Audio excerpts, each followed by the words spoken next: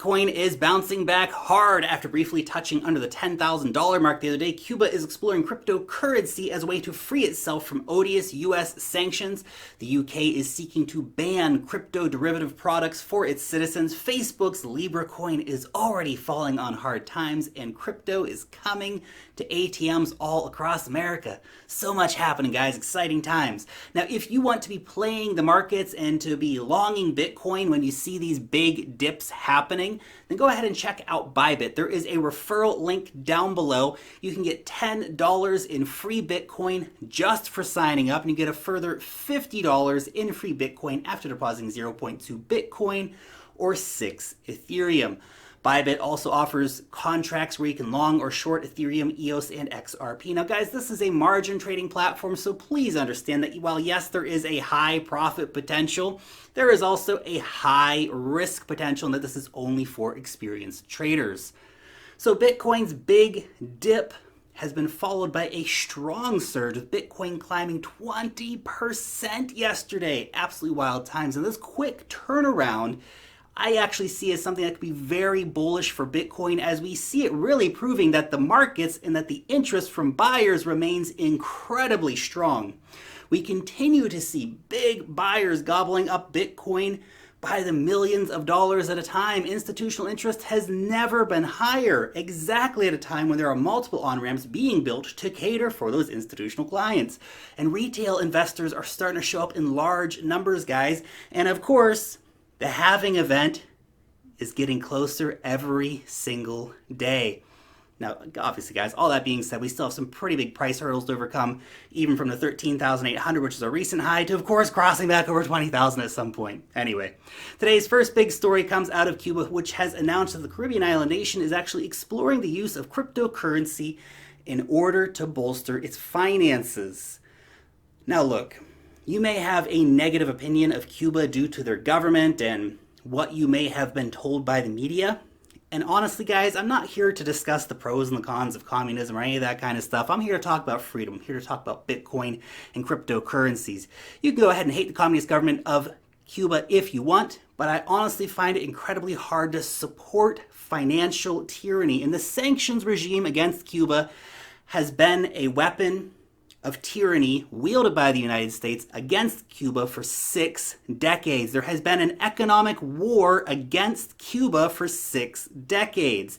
The UN has been calling for an end to the US embargo since the collapse of the Soviet Union, guys, and almost no US allies actually support the Cuba embargo. This economic war has cost Cuba $130 billion in lost revenue. And these lost dollars are not without human impact, guys. Cuba has suffered a massive blow to its economy over the previous decades due to these sanctions. You can't blame the communists for that, guys. Now, in a TV announcement from the president, who said that the cryptocurrency plan is aimed to raise national production and demand in order to boost growth. The package would reportedly boost some pensions and some wages for employees within the public administration sector, as well as boosting social services and state-run media, almost doubling the average salary for those public sector workers. Now, sadly, it does not seem that Cuba is looking to use Bitcoin or any other decentralized cryptocurrency. I am certain, of course, as well that whatever crypto token the Cuban government kind of cooks up and launches will be auto-sanctioned by the United States, just like we saw the Venezuelan petro getting sanctioned, just like any efforts from Russia or Iran have basically been automatically sanctioned or pre-sanctioned or threatened with sanctions from the United States. Guys, the international financial order, it is irreparably broken at this point. Governments and central banks are not going to fix anything. They're only fighting out, trying to grab onto the last bits of power. And of course, fixing it goes against their self-interests. They need to preserve their dominion over humanity. Fixing these problems doesn't help them. Now, what we may see in Cuba, of course, is an increased interest in Bitcoin and other cryptocurrencies in the same way that we did see Venezuela with their state-sanctioned crypto remittance services and things like growing acceptance in retail within the country after, of course, and before even the petro was launched. Also, if we do see crypto widely adopted in Cuba, I honestly think that would be a massive step in terms of adoption. Imagine if Cuba's crypto ends up running on a public network like Ethereum. That would be pretty exciting, actually. Cuba's crypto would actually be unstoppable. And of course, guys, it all remains to be seen how well this state-backed crypto will actually be received inside of Cuba. The Venezuelans, for example, didn't want the petro at all when it came out, so we'll have to see what happens there. Now moving on to the UK, where regulators want to ban crypto derivatives in order to protect ill-suited retail investors. The UK's Financial Conduct Authority has proposed a ban on cryptocurrency-related investment products to protect retail investors. Specifically, the proposal will ban the sale, marketing, and distribution of all derivatives, including contracts for difference, options, futures, and ETNs. Crazy. Reminder, of course, that the Financial Conduct Authority is not proposing to ban the lottery. They're not proposing to ban casinos. No. Those are state-sanctioned ways for you to lose your money. They just reinforce the status quo. Those institutions challenge nothing. All that this proposed ban will actually protect is the power and profits of big banks and the elites within the UK. The ban, of course, is only in regards to derivative products specifically, and of course does not ban the buying and selling or using of Bitcoin or other crypto assets. Now moving on to the USA, the Congress and actually a wide range of different advocacy groups from across the spectrum are calling for an immediate moratorium on Facebook's Libra coin. Interesting too that Japan's central bank has thrown their hat in and basically joined the growing crowd of actors who are expressing concerns over the potential risks posed by Libra, saying that Libra will be tough to regulate and could bring risk to the financial system.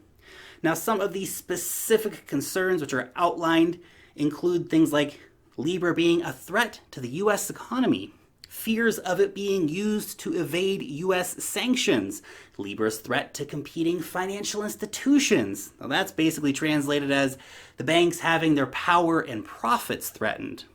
Fears on the impact of the monetary policy of small countries. I'm sure the U.S. is really concerned about that. Basically, and translate that is into smaller nations will now have access to the tools of finance which could improve their lives. And it's pretty hard to steal resources from affluent countries, of course.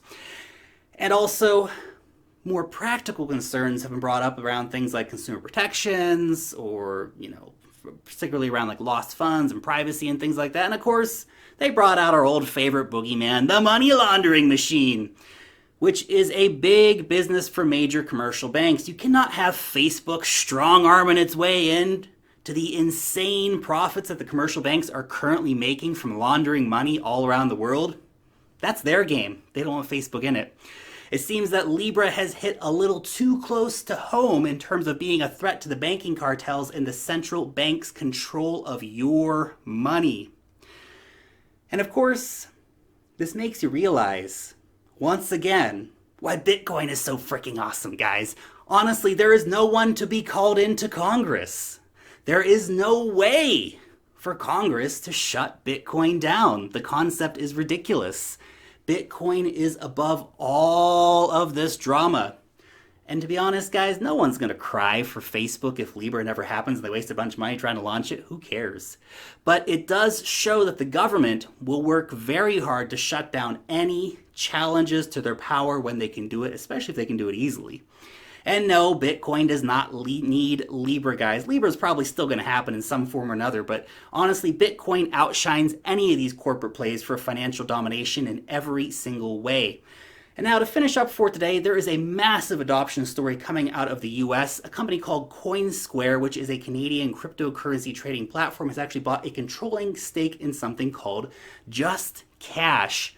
Now this will essentially enable them to, within a year, provide purchases of Bitcoin, Bitcoin Cash, Ethereum, Dash, Litecoin, Stellar, Ripple, the Doge, hashtag Dogecoin, the standard, and many, many more using your debit card at more than 170,000 ATMs across all 50 states in the USA.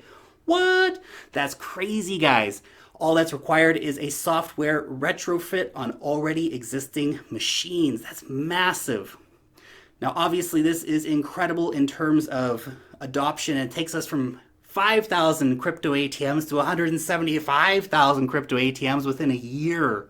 Wow, that will be amazing to see just the coverage and the access of regular people to get crypto. Exciting times, guys. Anyway, you will let me know what you think about any of these stories down below in the comment section. As always, you guys are super freaking awesome. If you want to come and join us over in the Telegram chat, we're always having a good time over there talking about all things crypto related. If you did enjoy today's video, hit that thumbs up button, guys. It'd be much appreciated. If you're new around here, please subscribe to the channel. Click that notification bell to know when I put out a new video. Long live the blockchain, and peace out till next time.